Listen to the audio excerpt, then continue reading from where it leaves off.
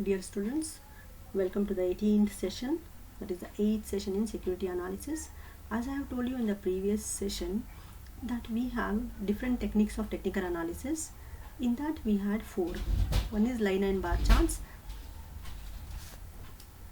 The second one was about moving averages. The third one was about relative averages, and the last one was about the Dow theory. So in this session we are going to discuss about the Dow theory.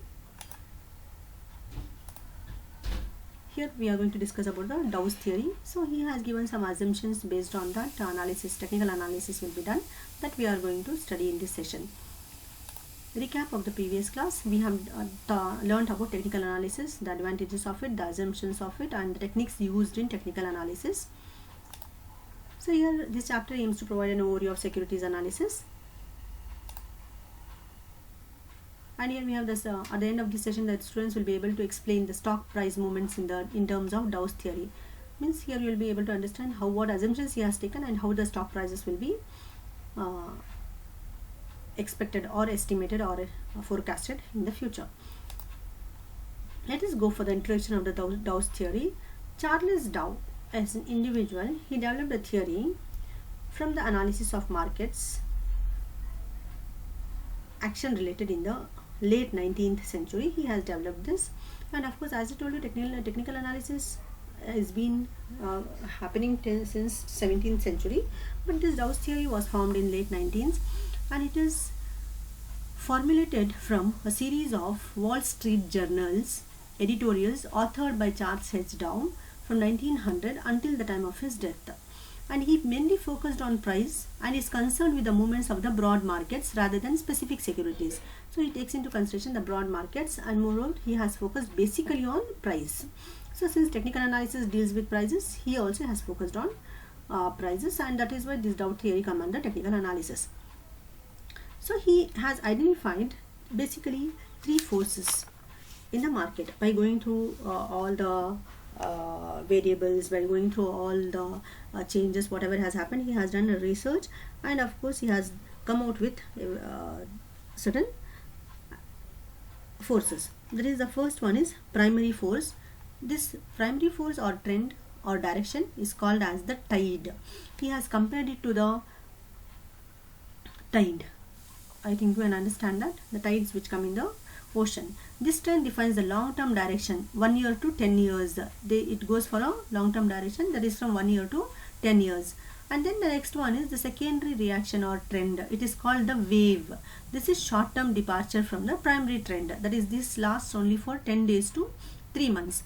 And the other one is daily fluctuations. These minor movements varies with opinion from hours to a month and are not significant in Dow theory. So there are basically three. One is primary, one is secondary. Primary reaction or trend, secondary reaction or trend. Primary is for a longer period, secondary is for a shorter period. The longer period varies from 1 year to 10 years. The shorter period varies from 10 days to 3 months. When we talk about minor variations, it is actually for hours or it can be for months, but this does not have much impact on the concepts of whatever Dow has been developed. So let's go for the next one, that is principles of Dow theory. So here basically we have different 6 principles on which Dow has based his entire concept of this technical analysis. The first one is, as we have discussed, the assumption of technical analysis. This is one among them. The averages discount everything. It is purely based on the demand and supply, and it is reflected in the market price. So here the concept of discount has been used by Dow. And the second one, he tells that there are 3 trends in the market. So here the primary, secondary and minor. As I have discussed the 3 forces, this is similar to that. It is like the primary force is like compared to tide, reaching further and further inland until the ultimate point is reached.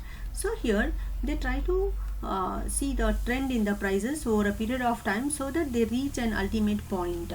The secondary trend here compared to waves and represents corrections in the primary trend, normally retracing half of the previous move.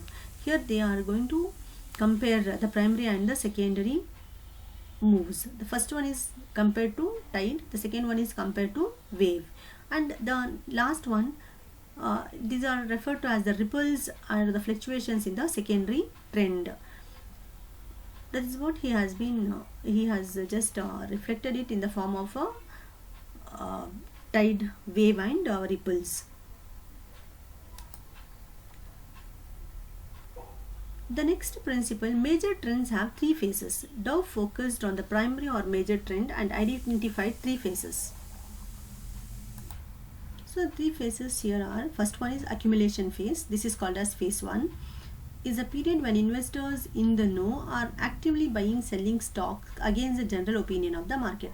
Means here the security is introduced for the first time in the market, and those people who are aware of it, especially the investors who are aware of it, they actively buy.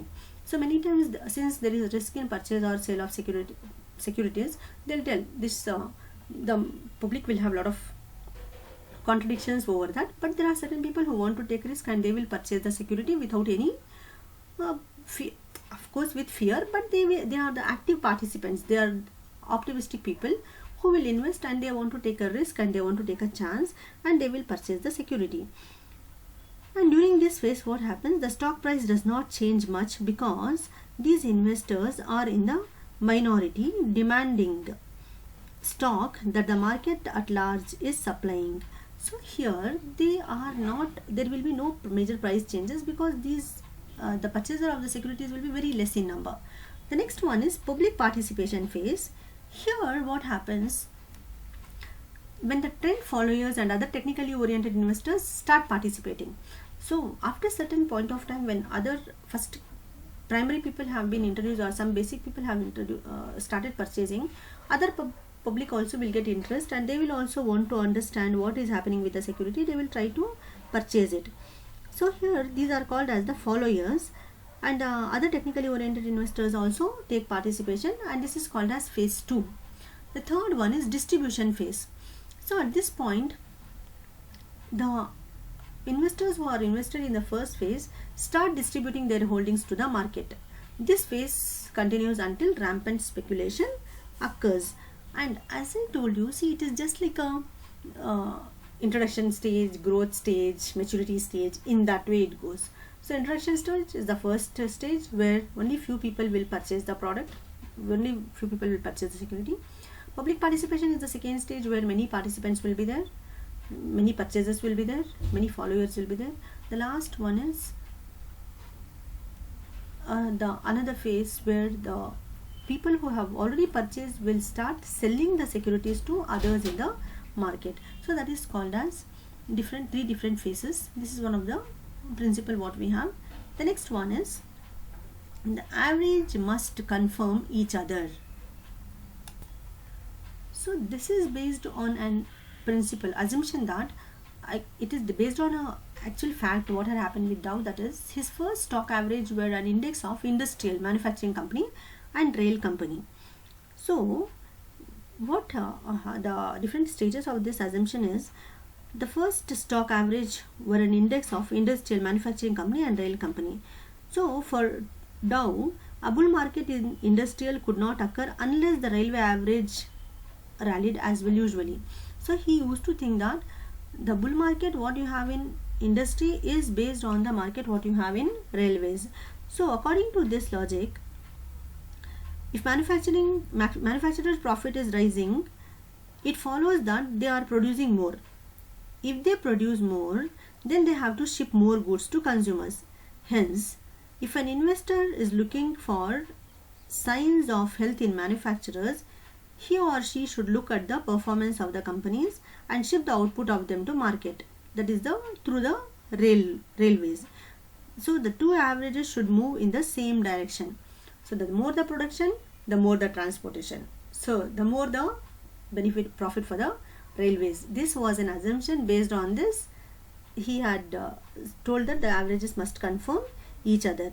So when the performance of the average diverge, so it is a warning that there is a change which is going to be taken place in the other sector also. So that was the concept. I hope you have understood, students. When production increases, he thinks that more commodities will be transported through railways. So automatically there will be a increase in the movement of goods, and there will be profit for the railways. So both the sectors will develop simultaneously and they will have the growth in the economy. That was the concept what he had. The next one is multiple choice questions what we have. According to Dow theory, the daily fluctuations and secondary movements in the stock market are used to identify students. The next one is volume must confirm the trend. Dow believed that volume confirmed price trends. When prices move on low volume, there could be many different explanations. So what happens, whatever volume you have, it has to be confirmed with the price trends whichever are there. So when price moves in a particular direction, automatically the value of the stock also rises in a particular direction. That is been just told by Dow. So when prices are moving,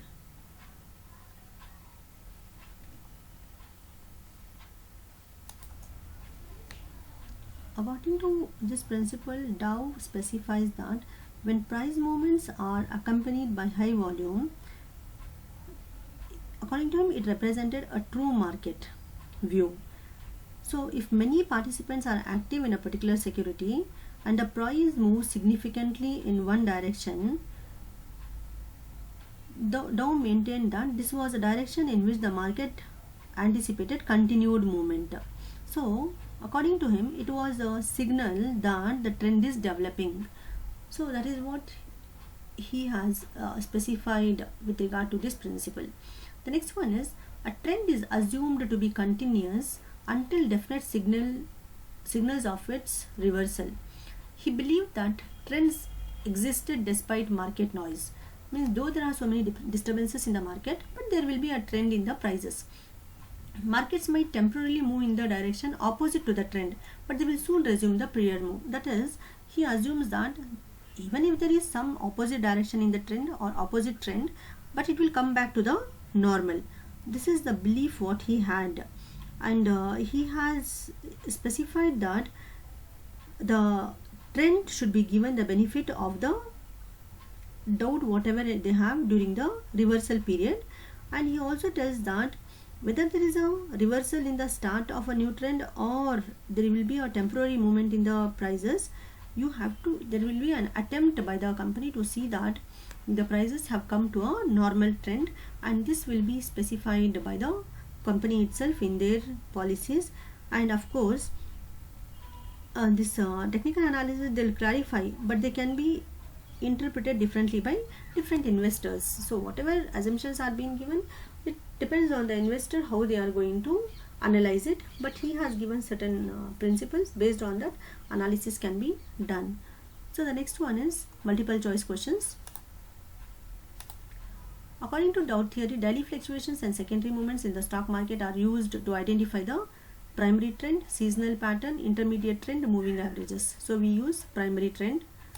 The next one, which of the following statements are true about price? Price movements succeed fundamental developments. Price movements are totally random. Price discounts everything. Price never move in trend. Price discounts everything. This is a basic assumption what we have.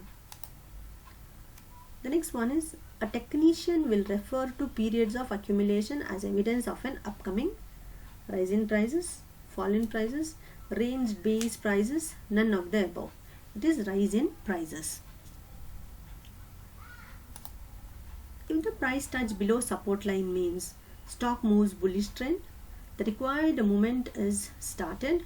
Enter in bearish, it is indicator for increase in supply. Time to invest this type of stock. It is enter in bearish, it is indicator for increase in supply. So here the next one, dash movements are typically referred to as bull and bear markets. Secondary, daily, major, primary. So the primary movements are typically referred to as bull and bear markets. So here I have the references, students. You can just go through that. And the basic thing here is the Dow's theory. They'll ask you the principles of Dow's theory. It is based on 6 principles. And of course each one has certain divisions that you have to go through and be thorough with that. Okay students, I'll see you in the next session.